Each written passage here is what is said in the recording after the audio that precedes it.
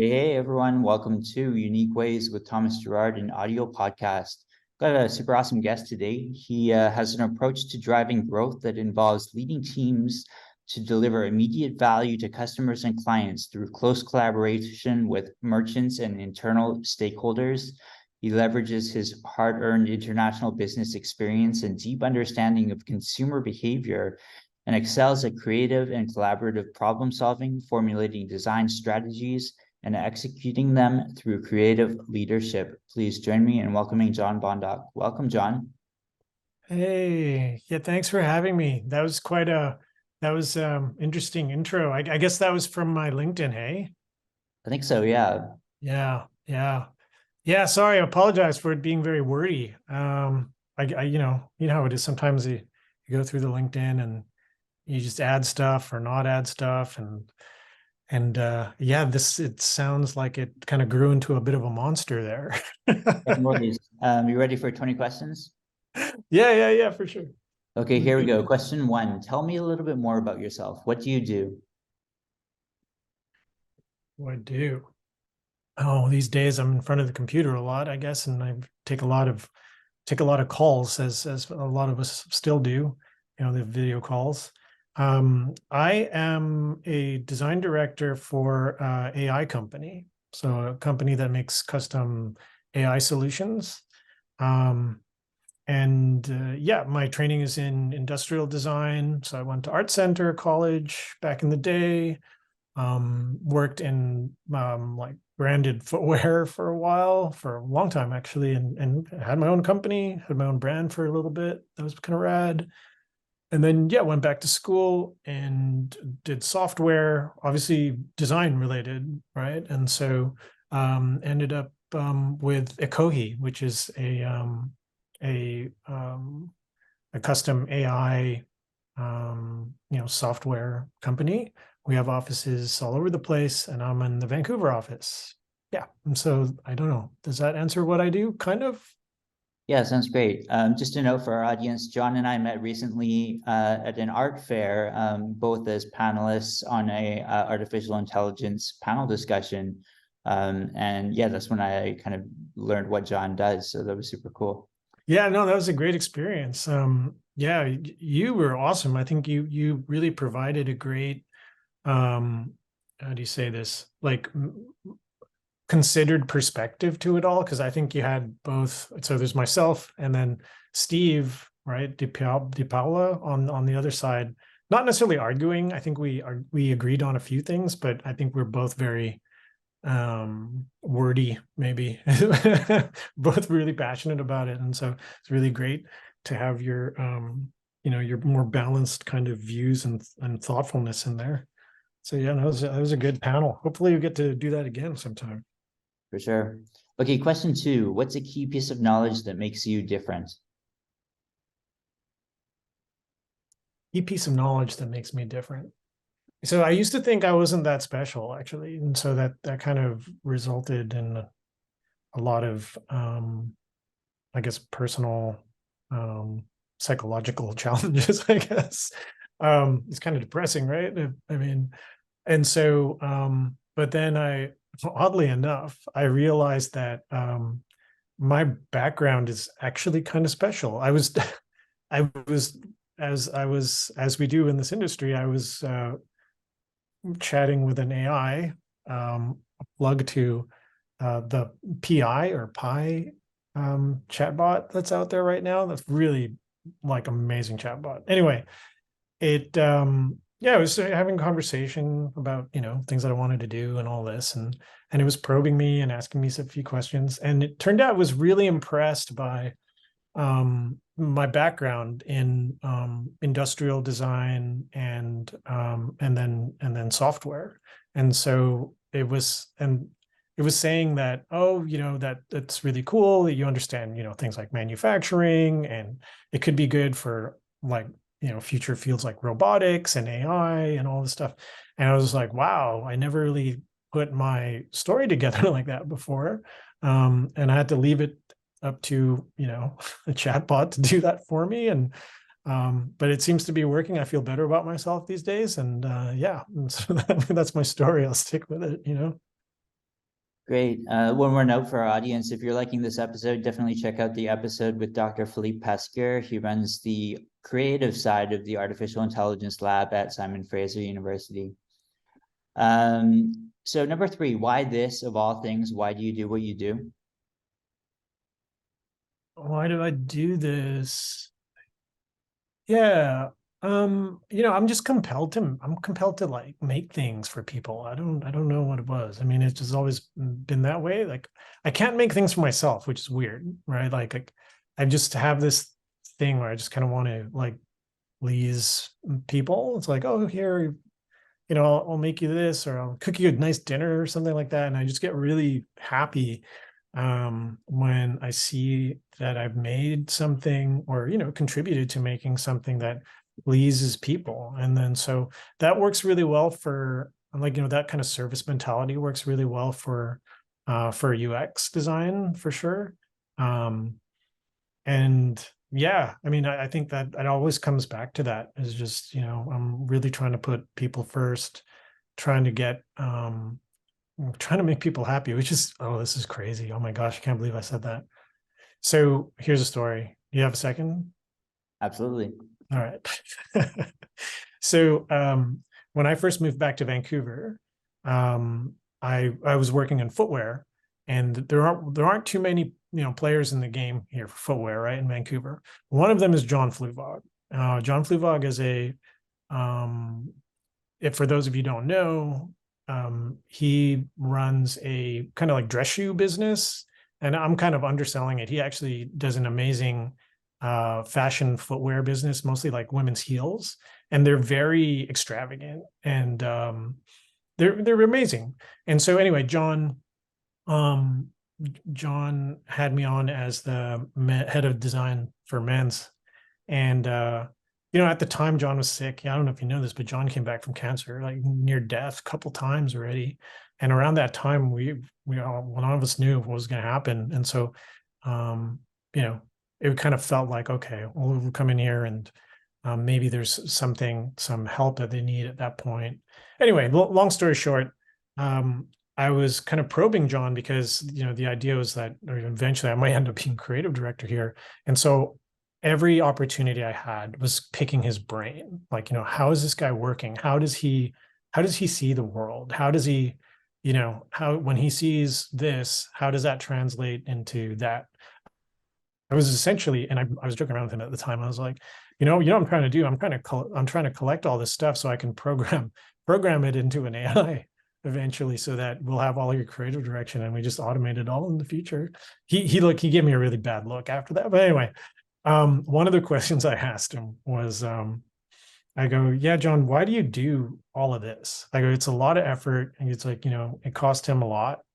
He's doing well now, of course, but he's had to overcome a lot and physical challenges and relationship challenges and everything. And like, why do you do it? Why do you soldier on and all of this? And he looked at me and he goes, because I just want to make people happy. And at the time, I just thought, that is ridiculous. You are a crazy old man. The twilight of your life, you don't know anything. But now that's actually it. Like that's how I feel now. Years later, through some experiences and stuff on my own, it's like, why do you make things? Like once you start removing, the ego from it, is it, being of service to other people is actually really valuable. And so anyway, that's my long story. I thought it was a good one. Shout out to JF out there and the entire crew. Good times, good peeps over there for sure. Nice. Okay. Some people struggle with number 4, but the question is, what does your future look like? Wow. My future. Yeah, I can see why they would struggle with it. I mean, for me, so I think about the future all the time, right? So I work with companies that are thinking about doing either digital transformations or somehow using more AI in their workflows and all of this. And the idea of the future is really not necessarily worrisome, but it's on people's minds. There's all the hype around AI and and things that are legitimately changing the way our the way we work, and is starting to trickle into how many of us are going to be employed in the future. And so I think about that a lot. I think a lot about that. And for me, I've been anxious and have been adopting as many of these tools into my design workflow as possible. It's like every chance I get, just trying things, seeing if they work. And I believe it. It's true. I mean, some of the things that I did over the last couple of days using, Bard or ChatGPT Plus or Auto GPT, like all these things, they save a lot of time.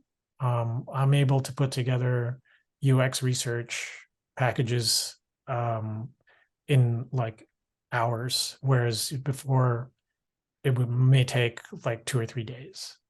And so what the future means for me is, I mean, I feel like I'm going to continue to do this. I feel like I'll probably still have a job doing this, either for this company or another company. I mean, who knows? But there are legs there for that type of kind of integration, like business systems analysis is what we call it, like understanding somebody's business and seeing how things, how technologies could fit in. So there's going to be that for me. But I mean, the concern is not necessarily me, right? I worry a lot about like everybody else, like, maybe friends, relatives who just don't like the technology, right? Who maybe don't like sitting in front of the computer all the time. I mean, that's not great, right? Um, and it's like, well, if we don't, as a society, figure out how to how to how to work with this technology and keep people like gainfully employed, like how are these people supposed to live, especially in a city like Vancouver. I mean, so for those of you who don't know, both Thomas and I are in Vancouver, and real estate prices here are extremely expensive. And so it's just like, okay, well, if everyone's losing their jobs in a hot minute, where are we going to live? Especially if like a 1 bedroom condo in downtown is like, $2,500, maybe 3,000 even. It's like, what? So yeah, what does my future look like? Where is my future seems to be fine as far as like job goes for myself, I guess, maybe, like, fingers crossed. But I'm really more concerned about everybody, like society at large, and what maybe my future and my kids' future looks like within that society. If we're not taking care of everybody, things like that come back, whether it be through crime or mental illness or through or just, I mean, plain morality. Anyway, I'm rambling, but yeah. So future, I'm fine. I guess, but it's not about us. We should all be thinking about everybody's future. In that way, I'm not fine. Something like that. That makes sense. Yeah, a few years ago, I had an assistant professor role in Pune, which is just outside of Mumbai, and I was at an automotive design school, and we were trying to figure out what happens when you turn the key in the car if the car just does everything for you and you don't have to drive it. And I feel like those are the kinds of questions we're wrestling with now. It's like so blue sky that it's hard to wrap your head around. Number 5 is, let's talk about location. How does the notion of place play into what you do? Oh, it's everything. Wow, that's a good question. So you know, being somewhere, like actually being somewhere, it takes in all the senses, and it's something that cannot be easily simulated. I was really into like VR and stuff for a minute. So, I was just like, okay, the metaverse and all this, and you can do all of this stuff, and it's great. It's just like being there. And it's just like, realistically, no, it's not. Like location, like actual location, um, like being like all senses, like the entire experience. factors in, and it's things that we cannot program in, things that will be overlooked. And so actually being places, being able to walk around in unexpected ways and interact with things in unexpected ways, that like that is super real. Like location is super important, and it's not just the place itself, but the people around, the food that you're eating, all of that. I'm also a big, I'm not I'm big into things that we don't understand. I feel like, you know, at the end of our stay here, if we die or whatever, and maybe there's like a time where you're able to ask whatever questions, or like, ask God or whomever's at the end of the line, just be like, okay, show me all the secrets. What are the things, that I didn't factor into my experience? And I reckon there's a couple things in there that are just like, oh, yo, John, did you know that, you're super impacted by the Earth's magnetic field?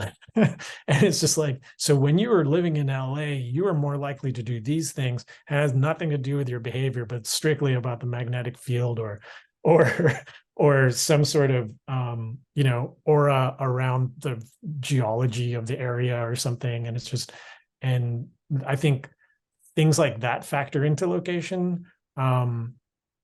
Even like on like a planetary or like cosmological kind of um um like way of thinking of it, is just like, okay, well, this happened. And that's why horoscopes are kind of interesting to me, in that it's just like, okay, you're at this specific spot when the planets were literally aligned like this and that and the other thing, and only that could have happened at that time and whatever. And so it's just, yeah, location is super important. Place, moment in time. Things never will necessarily repeat themselves the exact same way. Um, yeah, is yeah, maybe. That's my answer. I'm glad to hear you bring food into that conversation. We had an early episode with John Maeda, which was such a memorable episode, but he talked about being a carbs guy until he was in his 40s, when he realized you have to eat protein for breakfast. And I thought it was super fascinating that he like emphasized that little tidbit there. That is interesting. So how is he eating protein for breakfast? Is that like soy or something? Is he doing like, I don't think he said specifically. He just realized that he had to do that. So some people are eating I don't know if some of your friends are like this, but some of my friends are really into like bone broth in the morning. You ever interesting. see that?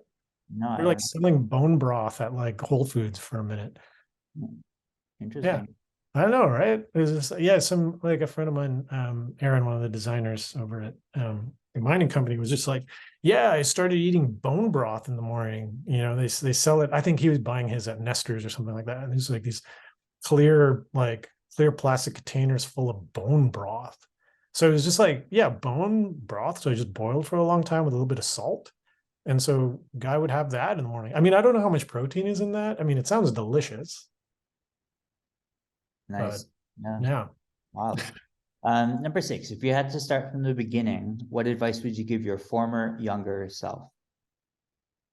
Oh, yeah, that's a good one. I mean, so the thing is, I don't know that I'd be the same person. So let's like overcome that. So I'll put that aside, right? Because there's that argument. It's like, hey, you're not going to be the same person if you made these changes, and I wouldn't have that come to this realization or whatever. So let's put all that aside and come up with something that's a bit more conversational, I guess. What would I do if your younger self? I would tell myself to listen a bit more. I think I spent a lot of my time inflicting myself on people. Um, Maybe I still do that, but more so when I was younger, where I made a lot of assumptions. I just kind of going around smashing things and breaking things and hurting people and just doing all that, and just not enough time kind of sit back and like really listen and read and observe before I would launch and do things.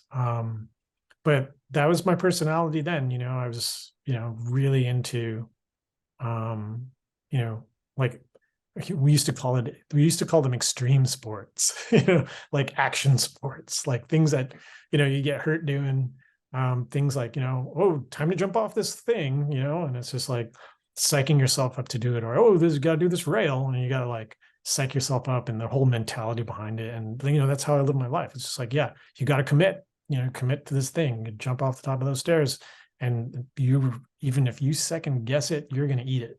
And so it's just like, commit, jump off of things, and just go.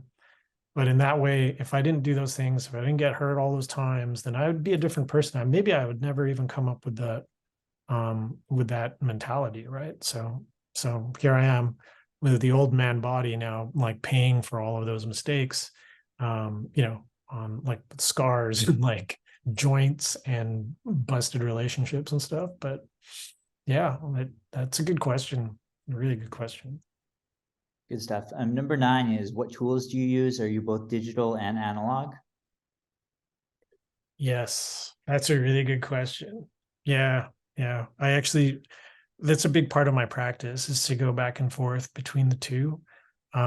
So I really love going into very old ways of doing things, like woodworking, wood carving, and making things like sewing.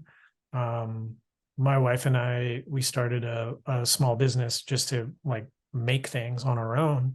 And, we're not making a ton of money off of that thing for sure, but it's a way of us, kind of unplugging and just getting back to making. We both went to art center, so we're designers. And so, and I was really into manufacturing, like, millions of units at a time. And so just to get back into like making is super important to us. And so we make things, small runs of things, through our small company called like Saturna Outdoor Research. The reason why it's called that is because, again,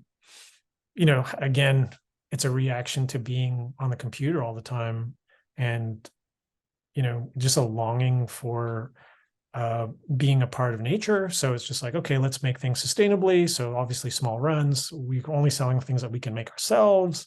So we're evolving, trying to do those things. Obviously it's nearly impossible to scale, to do things like that, but it's just the sacrifice ways of design for manufacture. We do a lot of that. So I have a little CNC that, try to use reclaimed wood, or, fast growing, as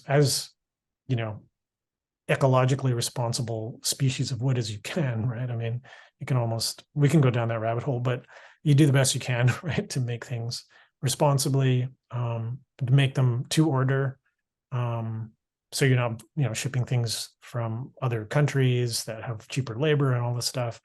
And, just trying to supercharge a cottage industry, with things like, CNC, right? CNC, I think, is any sort of additive or subtractive manufacturing is like is a great unlock for sustainability efforts, I think, at least.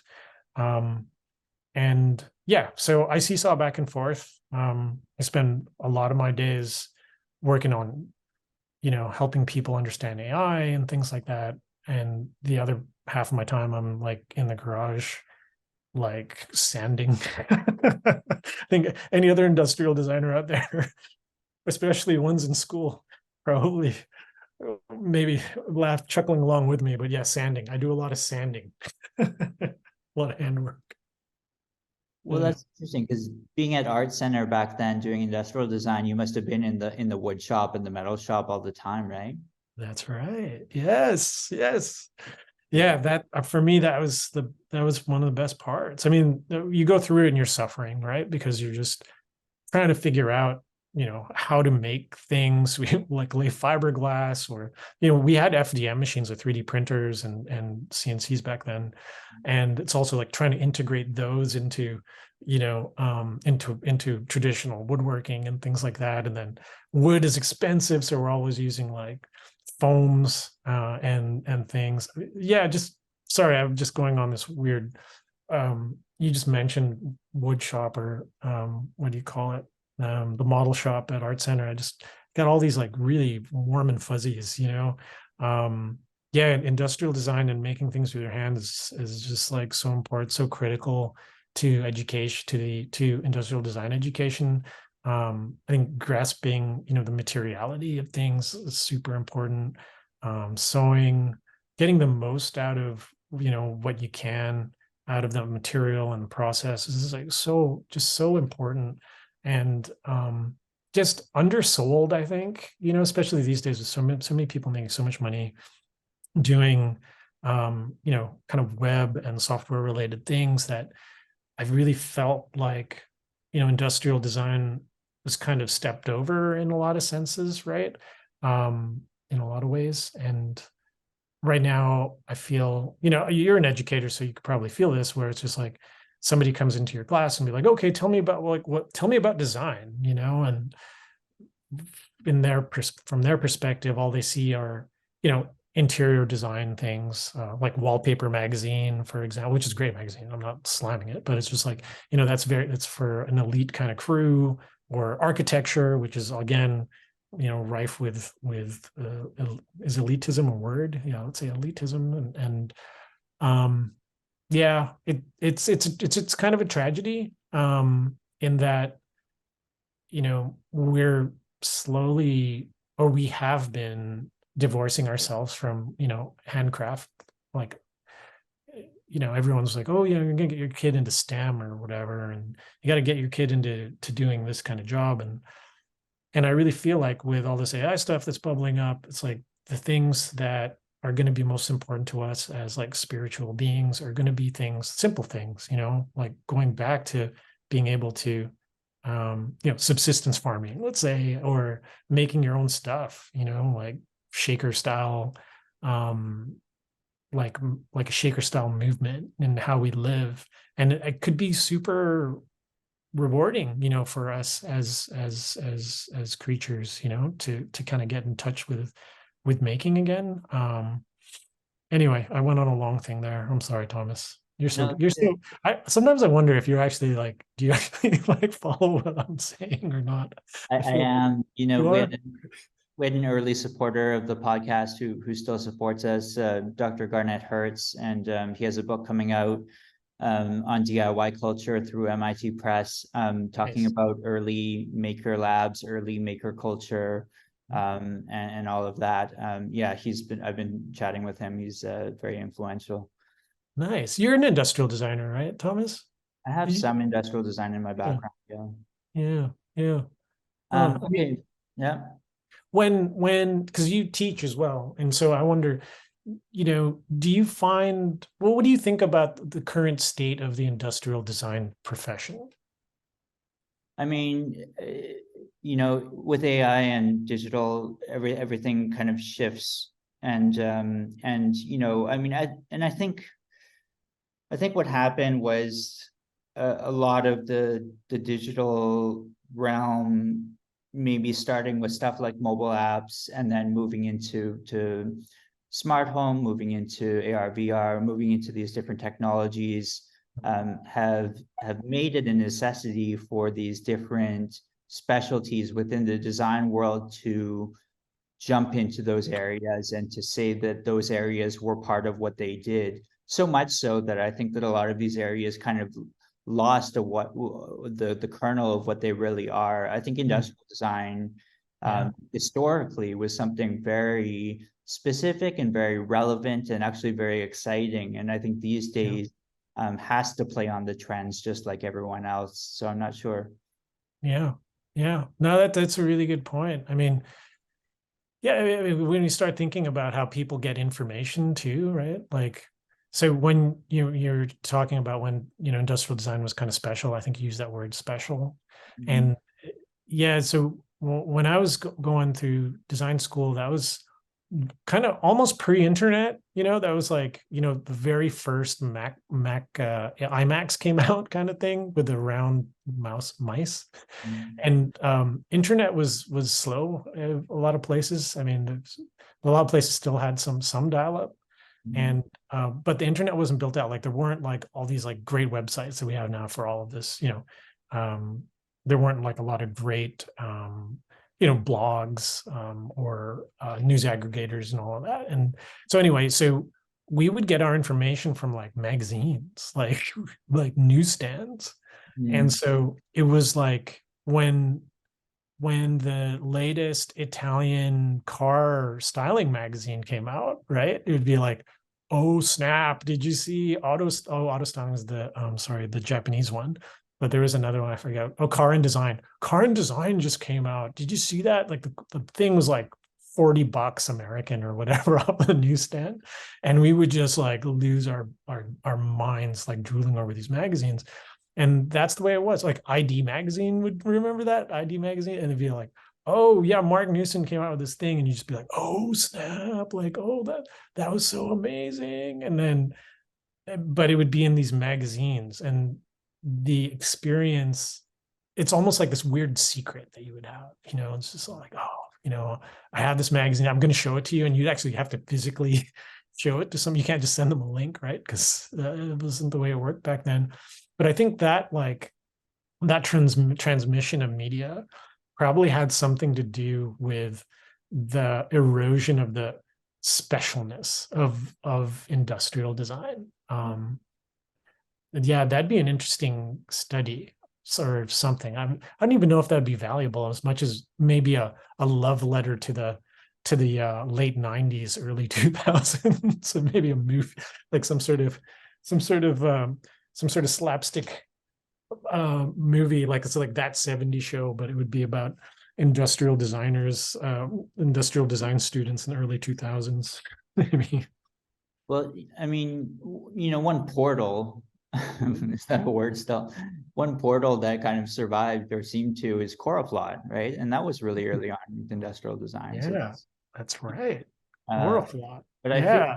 I feel like even something like LinkedIn would have existed then. So there are these kind of like artifacts of the past that kind of carry on, but there are not very many of them. No, there really aren't. Yeah. There really aren't. So you see sometimes brands come back, right? You see that like with Stussy came back, after so they started off, Sean Stussy started this brand or whatever, and then it's kind of big and then kind of sold out and went into all these, American kind of discount shops, and then came back again. Now they're like hanging like strong, right? Mhm. Other brands have done that as well. Vans did the same thing. Like Vans wasn't always cool, right? So especially with streetwear and fashion brands, they kind of in and out kind of thing. I wonder why that does not translate with, or maybe it does, with applications and websites, Mhm. Mhm. you know, Well, I like do. Alta Vista, or you know what I mean? Like, no, someone should just take that back. Would that resonate somehow or no? I I wonder. I mean, I feel like in gamer culture, it kind of Mhm. exists. That kind of retro appeal. Yeah. Yeah.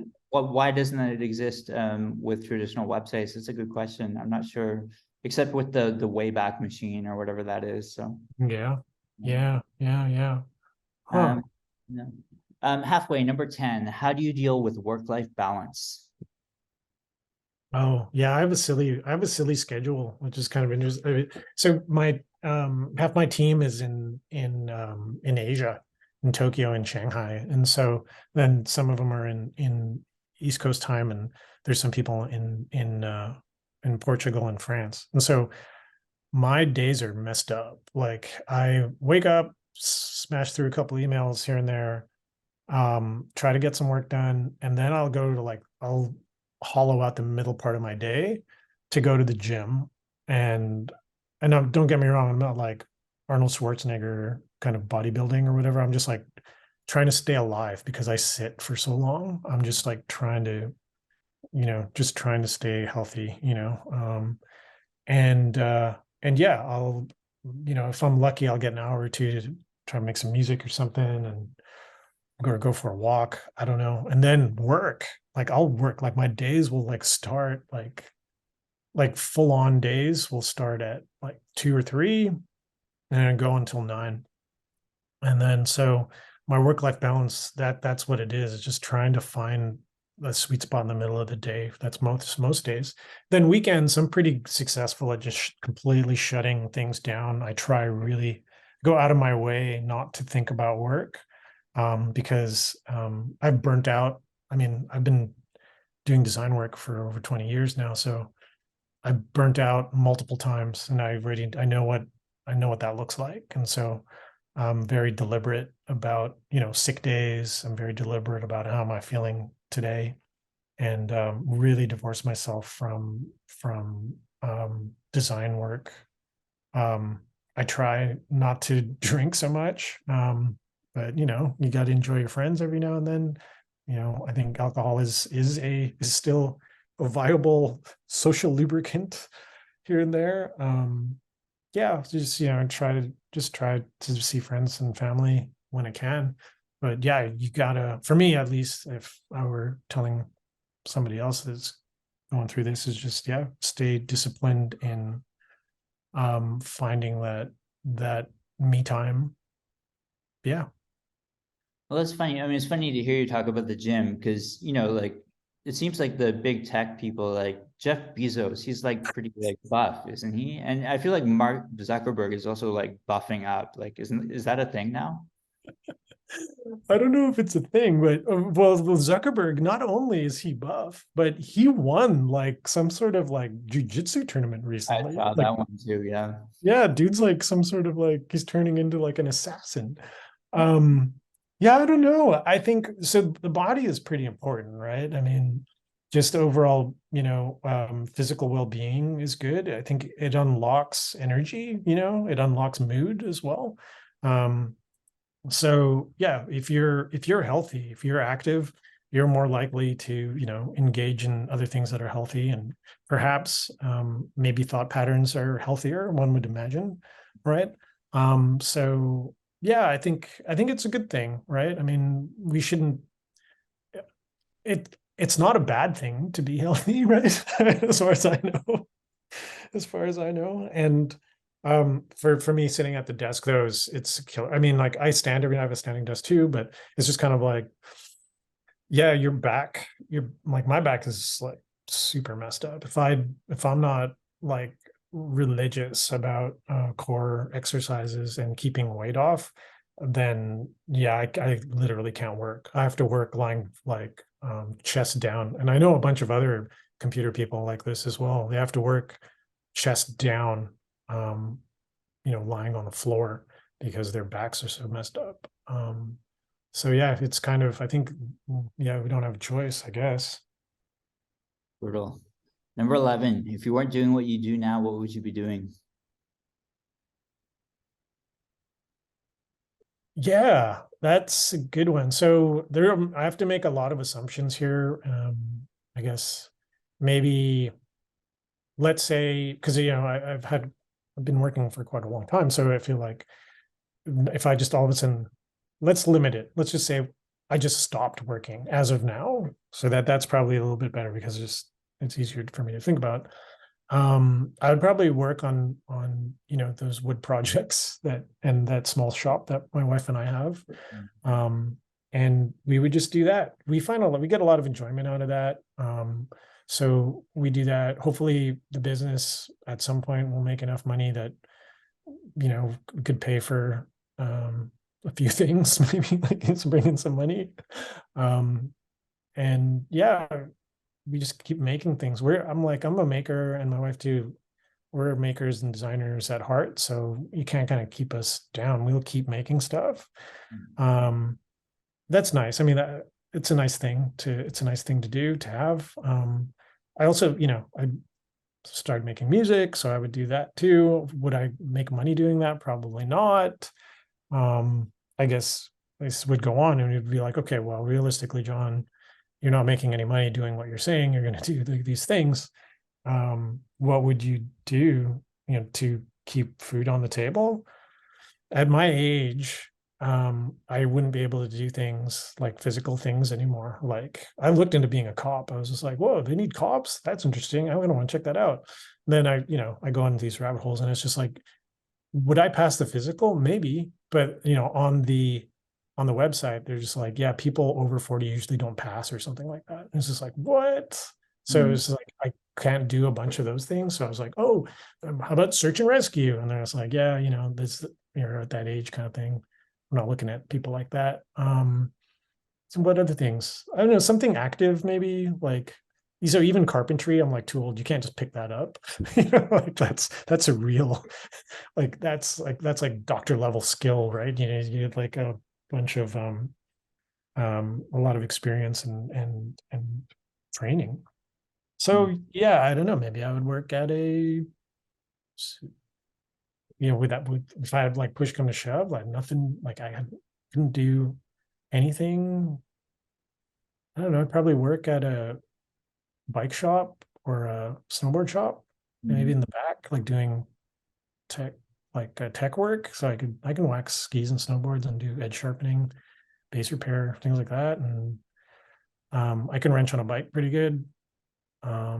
Yeah, so that'd be it. I know that's getting way too way too detailed for you there, Thomas. Good, But good stuff. I like it. What would you not like to do with your career? that like my existing career, like now, or what I would I not want to do like in another career? Yeah, if all possibilities were on the table, what would you not like to do? Yeah. I mean, when you got to make money, you got to make money, right? Like you have to make money doing stuff, feed your family. You got to do it. So I'm pretty good at removing my mind from things, and executing. Fortunately, unfortunately, like thankfully that's suited me well here and there. We went through a couple of rough times where, I had to do a couple of things that were, not great. And it's just, yeah, you need to put your mind, be able to like flip a switch in your mind, just be like, my mind is not in my body right now, and I got to do this. And yeah, things that are like that. I used to work for and I'm not slamming this. So anybody, if there's anyone listening that's involved in this industry, I apologize. I actually have great respect for this type of work because it's very difficult and hard on the mind. I was like doing customer service for the cable company for like, it wasn't Shaw, it was Rogers at the time. That was really tough. I did that when I was going through college, and we would get all sorts of calls. Like, so it was an inbound call center, and so you get people, from downtown east side or whatever, like, oh, you cut off my cable and blah blah blah, what am I going to do? And and from other places as well, all across Canada. Actually, it would be like a nationwide service center, and people would call like in sometimes in different amounts of distress. Some people, they would like cry on the phone, tell you like, oh, my kids, you cut off my cable, because it's a public utility essentially, right? It's like, oh, you cut off my cable, what are my kids going to do? And they're like, oh, it's just really brutal, and a lot of people can't pay. You got to work through their finances, and all of that is on the clock. So there's like a clock that's on your system, and you got a headset on or whatever, and it's counting down like how quick, and there's metrics there, like how quick is your average call, are you spending too long on this, um things like that. And then, can you upsell them during the call? You know what I mean? It's like all of these things are tracked. And that was soul crushing, just absolutely soul crushing being there. um yeah, I would not like to do that again. That was very difficult. And like I said, I have a lot of respect for people that can do that. But mentally very hard for me. Made it through a couple of years for sure, and it was good, but just really tough. Really. So, and if anybody's on the call and and they want to give their customer service people a hard time, you gotta, respect them a little bit. I mean, a lot of times they're doing the best they can. Nice. 13, what's your favorite word, quote, or sentence? Oh, this changes all the time. What's yours at the moment? I know you do a lot of reading. Your answer is going to be way more interesting than mine. Favorite words. Let's see. Meta, tangential. Ooh, Yeah, I don't know. It always changes. tangential is a good one because you're a scholar, so you've got to have some zingers. Hard to know. I'm not sure. I've got to think of that. Yeah, yeah, it's a tough one. Yeah, I think um, as most people do, they'll latch on to a phrase or whatever, and it'd be something, and it sticks for a little bit, and then it goes away.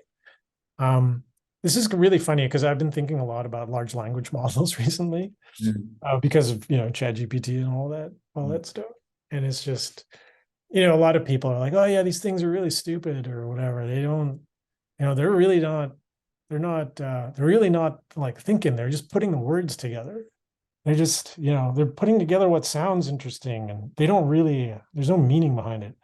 I mean, okay, yes, but at the same time, I kind of think about myself sometimes. I'm like, am I just stringing words together? Like, is there much thought into what I'm actually doing here? Is there, can I predict, can a machine predict with a high level of certainty what the next few words are going to be coming out of my mouth? And it's just like, that's the way our brains kind of work, right? I mean, like, how do you, how do you, yeah, anyway. So the ones that are trending in my zone, or if we could write some sort of, we can handicap what phrase is going to come out of my mouth next. Unfortunately, it's going to be this phrase. That's what I got. That's what I got. So that's what I got means like, this is all I have for you. Like, I don't have anything else. Like, I like, I don't know what to help. I don't know what to tell you if this is what I got. And yeah, a friend of mine told me that a while ago. It's just this feeling of like, how do you say it? You're just kind of resignation. It's a feeling of resignation. So like, yeah, this is the problem. Well, okay, this is what I got. Then yeah, that's what I got. So I've been using that unfortunately a little bit too often recently. It's human versus AI, human as AI. Yeah, Um, absolutely. Maybe we should start thinking about it that way. Human as AI. I mean, that's the whole point of those like Turing tests, right? It's just all like, okay, you put the machine behind this, curtain or whatever, and it can only speak. How can you tell? How can like, that's kind of the weird frustration I have. And I think we touched on this before, Thomas, at the panel. Is just like, I feel like we have this like overinflated sense of self. You know what I mean? Where it's just, we are assigning specialness to each other and ourselves, and it's just like, well, okay, so now the thing speaks English, and so the thing speaks English. It could tell you, you could ask it questions and it'll reply, and for all intents and purposes, you can't tell if that's like another person or what. And for whatever reason, that's just not good enough. Like, it's just, I find it kind of interesting. I find it interesting because I've, I have, if you just go by the text messages on your phone and you just look at the threads for, some of the people, that you're talking to. And then, so I subscribe to a chat bot that I access through my phone as well. So I can compare, the conversations I have one for one. This is essentially it's a mobile Turing test, right? Just by looking at it, just like subjectively, the quality of conversation I'm having with these AIs is better than a lot of the conversations I have with some of my friends. That's disappointing, I know, and I know now I'm not going to have as many friends because I'm saying this. But I'm on my phone right now, and I'll pull up I'll pull up a thread from one of my friends here, and I'll tell you how it goes. So he asked me if I go, hey man, sorry, I just saw this. I just put Jonas to bed. Now I'm just chilling watching American Idol. That was me. All good, LOL. Was gonna text you today, had this crazy idea, was thinking of picking you up and going on a morning Squamish drive and going for breakfast. Oh, another weekend would be good. tomorrow is a busy day. I can't be out for too long. I'll plan it another weekend. Next. So fine. Here's the chat one. Are you ready for this? Yeah. We were talking about the design practice. So, well, we'll have to start from the beginning. And this is the AI speaking. That's so true. It's so important to have a user-centric mindset when designing any kind of product or service. And it sounds like you have a strong understanding of that. I think your ability to collaborate and stay empathetic to the needs of the user will be very valuable as you explore new ways of designing for AI and robotics. Do you feel like it's important to bring a humanistic element to these design technologies? And then I go, when you say humanistic, do you mean user-friendly? And he goes, that's one aspect of what I mean by humanistic, but it's also about ensuring that the design takes into account the psychological and emotional needs of the user. For example, when designing a chatbot, it's not just about making it easy to use, but also about making it feel like a real empathetic conversation partner. Do you see what I mean? Dude, that was way better conversation than I had with my friend who wanted to take me on a trip to Squamish for breakfast, wasn't it? But Squamish for breakfast is it's Yeah, the real thing. I guess so. Okay, there's that part. Sure, you got me there. Like that's a real threat. Like that could actually happen. Like dude could come by one day and pick me up. And so there are consequences to that to that conversation for sure. But, why isn't that the future of AI? Why isn't some self-driving car coming to pick you up and taking you to Squamish? You Oh. don't need a person to do that. Yeah, well, now ChatGPT Plus, they now let you have access to these plugins now. So, for example, I think Kayak is one. So now you can buy plane tickets using ChatGPT, which is kind of interesting. They have other plugins as well. One for not DoorDash, but one of the food delivery or shopping services. And it's just like, hey, yeah, I could use a coffee table. And then I don't know, I guess it brings a coffee table at some point and charges your credit card. Hmm. But yeah. Anyway, sorry, I didn't mean to go on that long thing. I just was just kind of reflecting on the quality of the conversations I have with people and my most recent experiences with some of these chatbots. And it's just the chatbots are really useful. Like it's kind of, I'm not saying, oh, I'm going to replace a big chunk of my social network with chatbots, but I'm just saying like, wow, like the quality, maybe we need to try harder with each other. Maybe that's what it is. Maybe we all need to improve the quality of our conversations. There you go. There's some Sherry Turkle action for you. we need to have better conversations. Okay, 14. What's your least favorite word, quote, or sentence? Least favorite which? Word, quote, or sentence. It is what it is. Yeah. Yeah. It had Um, its time. It was a good one. I thought it was a good one. It had legs for a little bit. And now you had to pick one word to describe yourself. What word would you choose? frustrated. What keeps you up at night?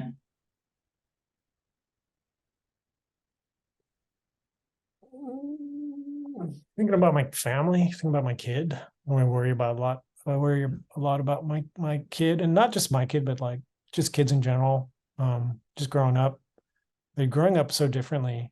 Yeah, they're growing up so differently than we grew up, and so yeah, I worry a lot about kids. I worry, are we doing right by them? Are we raising them the way? Because we don't know. We're literally kind of paddling through this kind of dark space, right? When it comes to not just technology, but just how we relate to each other. And, we're just coming out of COVID. There were some dark things that happened there, continue to happen as well.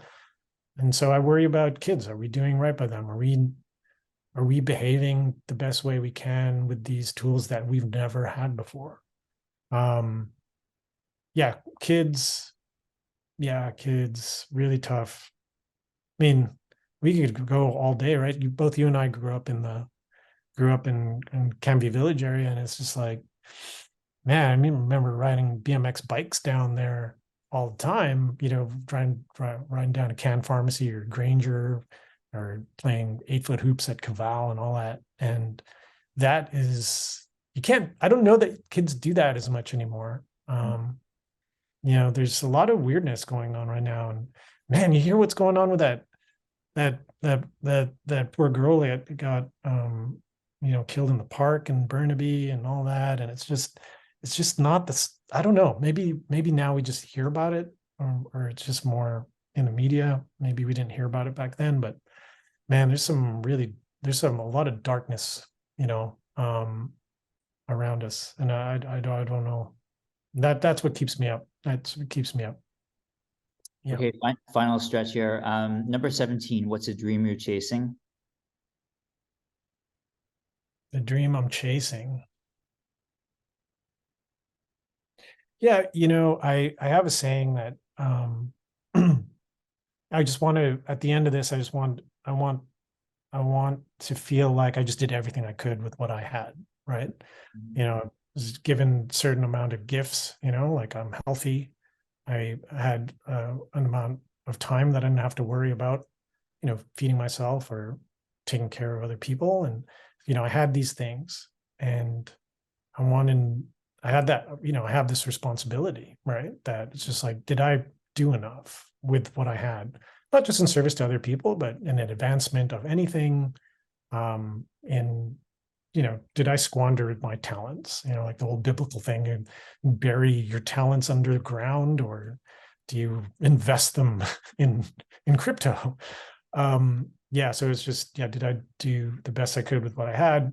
And yeah, this is interesting. So I was one of the big quarterbacks. It was either like Tom Brady or like Peyton Manning or something.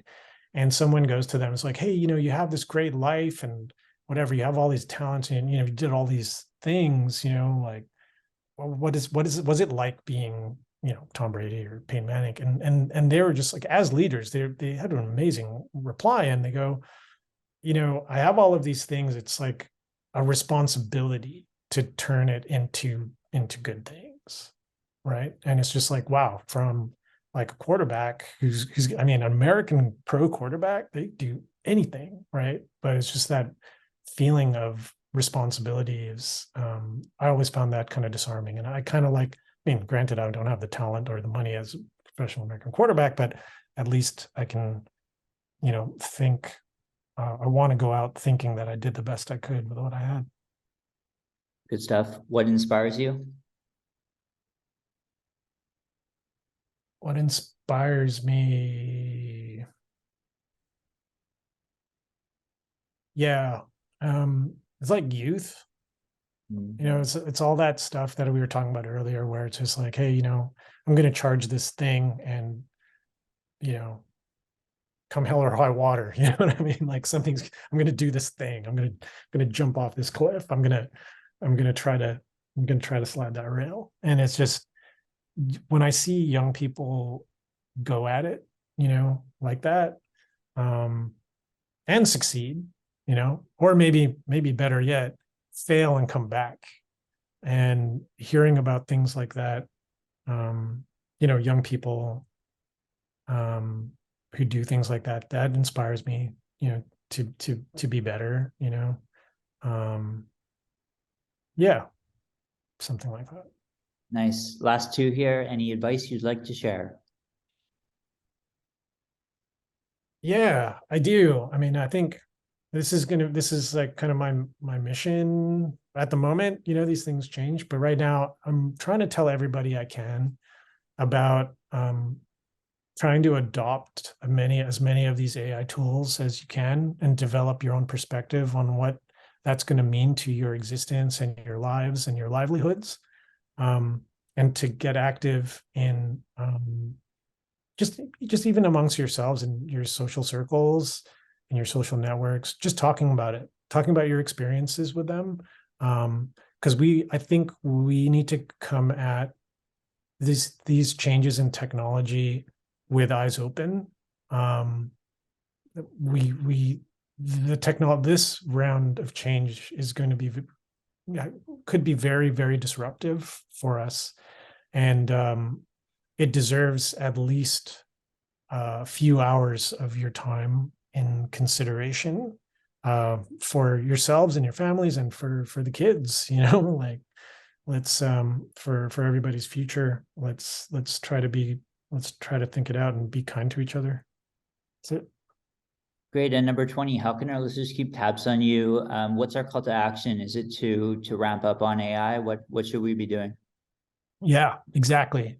I think ramp up on AI. And I think the nice part about that is the chatbots, the reason why they're so persuasive is because the UX, like the user experience, is so intuitive. It's language, natural language. Before it was kind of like, oh yeah, hey, everyone should learn how to code, right? And obviously, a lot of people did that and they're doing really well and things are good. But it's just like there's still a barrier to entry there, right? You need to actually learn how to code, take some computer science, do this other thing. This is a little different, where it's just like ChatGPT is free. If you haven't tried it yet, try it. If you can't afford it, I would, and you think there's a use case for it. ChatGPT Plus is actually pretty good. Pay the money. You can cancel it if you don't find you're using it, and just try to use it. Try to use those programs for everything. Like just try it for part of your job, for this, that, the other thing. See how it could work. It'll open your eyes. Bard, you could try Bard. Bard is protected with like in Canada, they've actually it's regulated. You can't use Bard in Canada right now, but if you have a VPN, you can use Bard. So give that a try. Bing is now powered by an AI, so it'll do like web search, which is pretty good. And if you really want to go, like, if you want to go at this and really open your eyes, try Bing Image Creator. So Bing Image Creator is essentially, all the hype you hear about Stable Diffusion and Midjourney and all that stuff, but all done in a really serviceable UI. Like it's essentially like a search, and what it comes back with are amazing results for image generation. So that's Bing Image Creator. Give that a try, and then I think you'll start to see the use cases for these things. And I want you to worry a little bit. Like I think it's okay to worry a little bit. Like if you work in administration, just be like, how much of your job, how much time could you save by plugging your work into this? And just start developing a perspective and start using the tools. I mean, maybe you don't want to develop some sort of critical like thought on this and you just want to use the tools. That's fair. Like go and do that. At least you'll be one of these people that is on the uptake, like early on the uptake of these things. Just to give you an idea, just this morning, I pumped out, for those of you who are familiar with UX, I pumped out a persona. I took a statement of work and turned that into like a bunch of features and user stories. And I did some user flows for a pretty large kind of platform experience. And I did that in less than an hour. That's crazy. Yeah, it was bananas. That's wild. Yeah. Okay, well, thank you so much for coming on the show, John. We were on the AI panel together, and I knew I wanted to have you on the show, but I didn't connect the two until you actually came on here. And I was like, oh, of course, it's going to be about AI. It's going to be about opening our eyes to stuff we don't know about AI. Of course, that's going to be the content. It didn't hit me until we were talking, and then I was like, oh yeah, of course, then that makes sense. So really sage advice for a lot of people. Glad to have you on. Thank you. Cool. Thank you.